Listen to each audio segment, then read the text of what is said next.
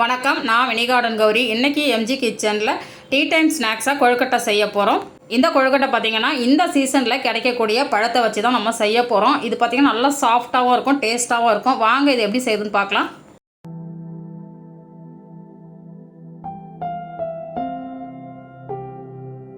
இந்த கொழுக்கட்டை செய்கிறதுக்கு ஒரு மீடியம் சைஸில் ஒரு மாம்பழம் எடுத்து வச்சுருக்கிறேன். இந்த மாம்பழத்தை பார்த்திங்கன்னா இந்த ரெண்டு சைடு இருக்கிற பழத்தை மட்டும் கட் பண்ணி எடுத்துக்கலாம், கொட்டை தேவையில்லை.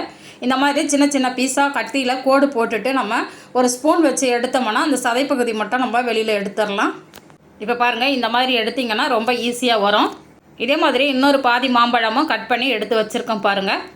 இப்போ இந்த மாம்பழ துண்டுகளை ஒரு மிக்சர் ஜாரில் சேர்த்துட்டு எந்த அளவுக்கு நைஸாக அரைக்க முடியுமோ அந்த அளவுக்கு நைஸாக அரைச்சி எடுத்துகிட்டு வந்துடலாம். இந்த மாம்பழத்தில் பார்த்திங்கன்னா சுத்தமாக தண்ணியே சேர்க்கக்கூடாது, அப்படியே தான் அரைக்கணும். கட்டிகள் எதுவும் இல்லாமல் இந்த அளவுக்கு நைஸாக அரைச்சி வச்சுக்கோங்க. இது அப்படியே இருக்கட்டும். அடுத்து ஒரு பாத்திரத்தில் துருவின வெல்லம் 1 கப் அளவுக்கு அளந்து சேர்த்துக்கோங்க. இப்போ இதில் ஒரு 3/4 கப் அளவுக்கு தண்ணி சேர்த்துக்கலாம். இது நல்லா கொதித்து வரட்டும். இப்போ பார்த்திங்கன்னா வெல்லம் நல்லா கரைஞ்சி நல்லா கொதிக்க ஆரம்பிச்சிருக்குது. இந்த ஸ்டேஜில் ஸ்டவ் ஆஃப் பண்ணிவிட்டு இதை எடுத்து வச்சிடலாம். அடுத்து அடுப்பில் ஒரு நான்ஸ்டிக் பேன் வச்சுருக்கிறேன். இதில் 1 டேபிள் ஸ்பூன் அளவுக்கு நெய் சேர்த்துக்கலாம். நெய் நல்லா உருகி வந்ததுக்கப்புறம் 1/2 கப்பு துருவின தேங்காய் சேர்த்து நல்லா வதக்கி விட்டுடலாம். தேங்காயில் இருக்க ஈரப்பதம் போகிற அளவுக்கு மட்டும் வதக்கினா போதும். தேங்காய் நல்லா வதங்கி வந்ததுக்கப்புறம் நம்ம கொதிக்க வச்சுருக்கிற வெல்லம் தண்ணியை இதில் வடிகட்டிட்டு சேர்த்துக்கலாம்.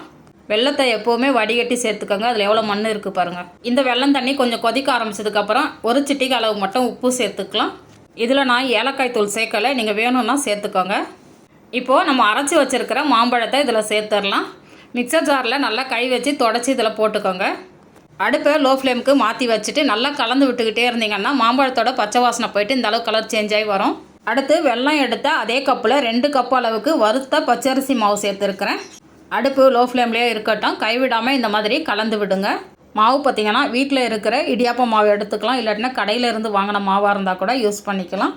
இந்த மாதிரி நல்லா கலந்து விட்டதுக்கப்புறம் கையில் கொஞ்சம் மாவு எடுத்து நீங்கள் உருண்டை பிடிச்சி பார்த்தீங்கன்னா கையில் ஒட்டாமல் நல்லா உருண்டை பிடிக்கிறதுக்கு வரணும். இங்கே பாருங்கள், இதுதான் கரெக்டான பதம். இப்போ ஸ்டவ் ஆஃப் பண்ணிவிட்டு இதுக்கு மேலே 1 டீஸ்பூன் அளவுக்கு நெய் சேர்த்துட்டு ஒரு பிளேட் போட்டு மூடி வச்சிடலாம். இது ஒரு 10 நிமிஷம் ஆறட்டும்.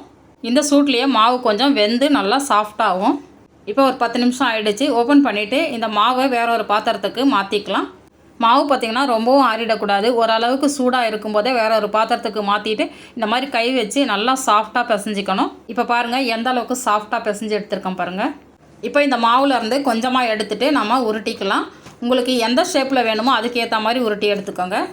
நான் பார்த்திங்கன்னா மாம்பழ கொழுக்கட்டை அப்படின்றதுனால இந்த மாதிரி சின்ன சின்னதாக இந்த மாதிரி உருட்டிட்டு குட்டி குட்டியாக வடுமாங்காய் இருக்கும் இல்லையா, அந்த ஷேப்பில் பண்ணலாம் அப்படின்றதுக்காக இந்த மாதிரி நான் ஷேப் கொடுத்து பண்ணியிருக்கிறேன். இது பார்க்குறதுக்கும் ரொம்ப நல்லா இருந்த மாதிரி இருந்தது, அதனால் இப்படியே பண்ணி எடுத்துக்கிறேன். நீங்கள் ரவுண்டாக உருண்டை மாதிரி பண்ணுறதா இருந்தாலும் பண்ணிக்கோங்க, இல்லாட்டினா நம்ம கொழுக்கட்டை பண்ணுவோம் இல்லையா, விரல் பதிச்சு அதே மாதிரி பண்ணுறதா இருந்தாலும் பண்ணிக்கோங்க. ரெண்டுமே நல்லா தான் இருக்கும்.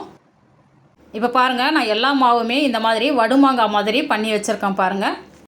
அடுத்து இட்லி பாத்திரத்தில் தண்ணி ஊற்றி வச்சுருக்கிறேன். தண்ணியும் நல்லா கொதிச்சுட்டு இருக்குது. இப்போது நம்ம ஒரு ஈர துணியை இதில் போட்டுடலாம்.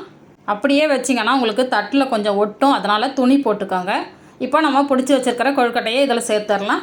இந்த மாம்பழ கொழுக்கட்டை பார்த்திங்கன்னா நல்லா டேஸ்ட்டாகவும் இருக்கும், சாப்பிட்றதுக்கு நல்லா சாஃப்டாகவும் இருக்கும். கட்டாயம் ட்ரை பண்ணி பாருங்கள். இது எல்லாத்தையும் இதில் அடுக்குனதுக்கப்புறம் இந்த துணியை போட்டு மூடிட்டு இட்லி பாத்திரத்தை மூடி வச்சிடலாம். ஒரு 15 நிமிஷம் மீடியம் ஃப்ளேம்லேயே நல்லா வேகட்டும். இப்போ கொழுக்கட்டை வச்சு ஒரு 15 நிமிஷம் ஆகிடுச்சு. இப்போ மூடியை ஓப்பன் பண்ணிவிட்டு வெந்திருக்கா அப்படின்றத நம்ம செக் பண்ணிக்கலாம். கொழுக்கட்டை ஓப்பன் பண்ணும்போதே மாம்பழ வாசனையோடு ரொம்ப சூப்பராக இருக்குது. இப்போ ரொம்ப சூடாக இருக்குது, கையில் தொட முடியாது. அதனால் இந்த மாதிரி ஃபோர்க் வச்சு குத்தி பார்த்திங்கன்னா உங்களுக்கு வெந்துருச்சா இல்லையா அப்படின்றது நல்லா தெரியும். இது பாருங்கள், ரொம்ப சூப்பராக வெந்துருச்சு பாருங்கள், ரொம்ப சுடுது. நம்மளோட மாம்பழ கொழுக்கட்டை சூப்பராக ரெடி ஆகிடுச்சு. நான் உங்களுக்கு ஒன்று எடுத்து புட்டு காமிக்கிறேன் பாருங்கள், எந்த அளவுக்கு சாஃப்டாக இருக்குது பாருங்கள். டேஸ்ட்டும் ரொம்ப அட்டகாசமாக இருக்கும், உங்களுக்கு புட்டு காமிக்கும் போதே தெரியும். இந்த சீசனில் கிடைக்கக்கூடிய மாம்பழத்தை வச்சு இந்த கொழுக்கட்டையை நீங்களும் ட்ரை பண்ணி பாருங்கள். இந்த வீடியோ பிடிச்சிருந்தால் நம்ம சேனலை சப்ஸ்கிரைப் பண்ணி வச்சுக்கோங்க. நான் சுவைக்கட்டும், ஆரோக்கியம் பெருகட்டும். நன்றி.